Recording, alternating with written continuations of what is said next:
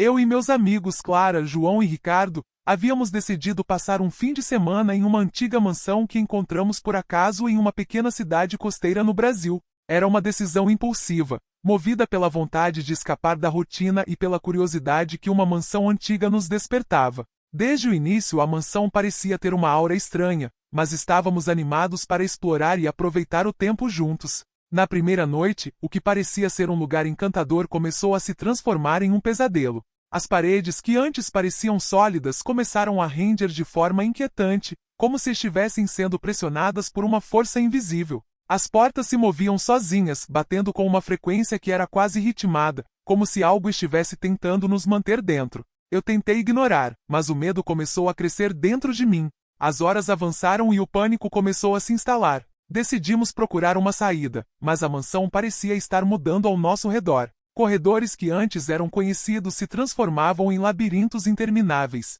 A sensação de estar perdido e cercado era esmagadora. As paredes pareciam se fechar ao nosso redor, e eu sentia que a mansão estava brincando com nossas mentes. A cada passo que dávamos, o medo se intensificava. A sensação de uma presença invisível se aproximando era palpável. Eu olhava para os rostos dos meus amigos e via o mesmo terror refletido nos olhos deles. As sombras dançavam nas paredes e o chão parecia tremer sob nossos pés. A sensação de estar sendo observado e perseguido era quase insuportável. Tentamos voltar ao ponto de partida, mas tudo estava distorcido. Era como se a própria mansão tivesse se tornado um monstro, engolindo qualquer esperança de fuga. A cada minuto que passava, a sensação de desespero só aumentava. A mansão não estava apenas mudando, parecia estar viva, nos manipulando e nos forçando a enfrentar nossos piores medos. O terror absoluto tomou conta de nós, e a luta para escapar daquelas paredes opressivas se tornou um pesadelo sem fim. A noite avançava e a tensão se tornava quase palpável. Clara estava em pânico total. Suas lágrimas corriam sem cessar e seus gritos agudos ecoavam pelas paredes da mansão, misturando-se aos sons estranhos e inquietantes que nos cercavam. Ela se agarrava a mim, implorando para sairmos, mas cada tentativa parecia nos afundar ainda mais no caos. João e Ricardo estavam igualmente desesperados, tentando vasculhar cada canto da mansão em busca de uma saída que parecia se esquivar de nós. Eles vasculhavam os corredores, abrindo portas que davam apenas para mais corredores vazios e paredes de pedra. O medo era palpável. Cada sombra, cada som, parecia se transformar em uma nova ameaça. O pânico tomou conta de nós a ponto de nossa percepção começar a falhar. Clara e João, em um momento de desespero absoluto, correram para um corredor escuro, longe de nós. Seus gritos começaram a desaparecer, e a sensação de solidão foi substituída por um silêncio mortal. Eu e Ricardo tentamos seguir seus passos, mas a mansão parecia ter um gosto cruel por nossa angústia. Corremos sem direção, apenas ouvindo o eco dos nossos próprios passos e os sussurros distantes que nos faziam sentir como se estivéssemos sendo observados por olhos invisíveis. Quando finalmente conseguimos encontrar um lugar onde nos escondemos, a escuridão parecia nos consumir. Ricardo estava em um estado de total colapso, balançando a cabeça e murmurando palavras desconexas. Meu próprio medo me paralisava. Eu sentia que a mansão estava brincando conosco, nos levando para um final inevitável. O desespero tomou conta de nós, e a esperança de escapar começou a desaparecer, assim como Clara e João. O cenário ao nosso redor se tornava cada vez mais surreal. O que restou foi um sentimento de completa ruína. O espaço parecia mudar a cada segundo, e as vozes de Clara e João eram agora apenas ecos distantes, como se a própria mansão tivesse engolido suas presenças. Em nosso estado de confusão e terror, lutávamos para manter a sanidade, enquanto a mansão continuava a nos enredar em sua teia de horror, sem nos dar qualquer chance de escapar. No dia seguinte, a polícia chegou à mansão com a esperança de encontrar alguma pista sobre o que aconteceu com o nosso grupo. O que eles encontraram foi um lugar que parecia ter sido congelado no tempo. O sol estava alto, mas a mansão permanecia fria e opressiva, como se uma sombra eterna pairasse sobre ela. O ar estava pesado com o cheiro de mofo e decadência. Os móveis, cobertos por camadas espessas de poeira, estavam em desordem, como se tivessem sido abandonados em meio a uma crise.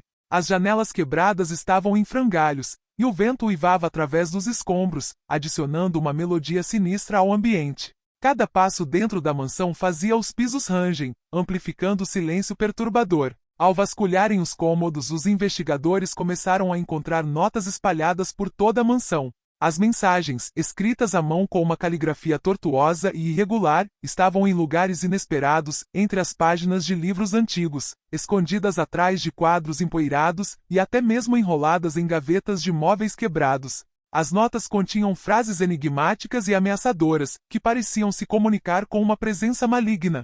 Você não pode escapar do que já foi invocado, dizia uma delas, escrita com tinta vermelha que parecia quase fresca. Outra nota encontrada na cozinha tinha uma mensagem perturbadora: os gritos dos que se foram ecoam para sempre. Eles estão aqui com você. A sensação que essas notas provocavam era de um terror palpável, como se a mansão estivesse viva e apenas esperando que alguém fosse tolo o suficiente para permanecer por perto. Cada nota parecia estar carregada de uma intenção sombria, uma promessa de que o terror que havia começado na mansão não acabava com a nossa partida. O sentimento era claro. Mesmo que fossemos embora, as ameaças e a presença maligna da mansão continuariam a assombrar nossas mentes e nossos sonhos. A mansão estava vazia, mas sua presença era muito mais do que física. Era um fantasma que nos seguiria, uma memória que nunca sairia de nossas mentes.